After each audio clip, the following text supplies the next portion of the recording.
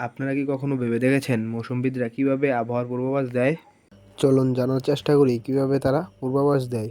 তারা বিজ্ঞান, প্রযুক্তি ও ডেটা বিশ্লেষণের মাধ্যমে আবহাওয়া পূর্বাভাস দেয়। যেমন তথ্য সংগ্রহ, যেমন তাপমাত্রা, বাতাসের গতি ও দিক, মেঘের অবস্থা, বৃষ্টিপাত, চাপ এগুলো বর্তমান অবস্থা দেখে ভবিষ্যতের অনুমান করে মৌসুমবিদরা।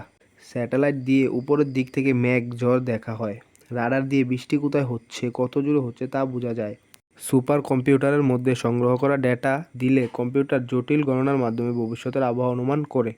এই সকল তথ্য বিজ্ঞানীরা পূর্বের অভিজ্ঞতা থেকে যাচাই করেন এবং কোথাও ভুল আছে কিনা তা দেখেন।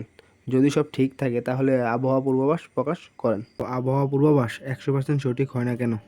1. আবহাওয়া খুব দ্রুত পরিবর্তন হয়। বাতাস, তাপমাত্রা, আর্দ্রতা এগুলো এক মুহূর্তে বদলে যেতে পারে, তাই আবহাওয়া পূর্বাভাস 100% সঠিক হয় না। 2. ডেটা সব জায়গায় থেকে পাওয়া যায় না। আবহাওয়া বুঝতে স্যাটেলাইট, রাডার ও আবহাওয়া স্টেশন লাগে, কিন্তু সব জায়গায় এগুলো নাই। যেমন গ্রামের বা সমুদ্রের পার্শ্ববর্তী এলাকায় বেশিরভাগই নেই। 3. পূর্বাভাস দিতে বিজ্ঞানীরা গাণিতিক মডেল ব্যবহার করেন, মানে সুপার কম্পিউটার ব্যবহার করেন, কিন্তু এই কম্পিউটার বাস্তব পৃথিবীর সব কিছু ধরতে পারে না।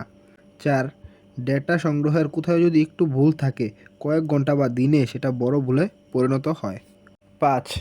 একই শহরে এক জায়গায় বৃষ্টি হতে পারে, পাশের জায়গায় নাও হতে পারে, কারণ ওই এলাকার গাছ ও প্রাকৃতিক পরিবেশের কারণে। ছোট ছোট ভুল ও প্রাকৃতিক প্রভাব ও অনাধুনিকতার কারণে বিজ্ঞানীদের দেওয়া আবহাওয়া পূর্বাভাস মাঝে মাঝে ভুল হয়। আশা করছি আপনাদের বোঝাতে পেরেছি। আর এইরকম ইনফরমেটিভ ভিডিও পেতে সবাই লাইক, শেয়ার এবং সাবস্ক্রাইব করে পাশে থাকবেন।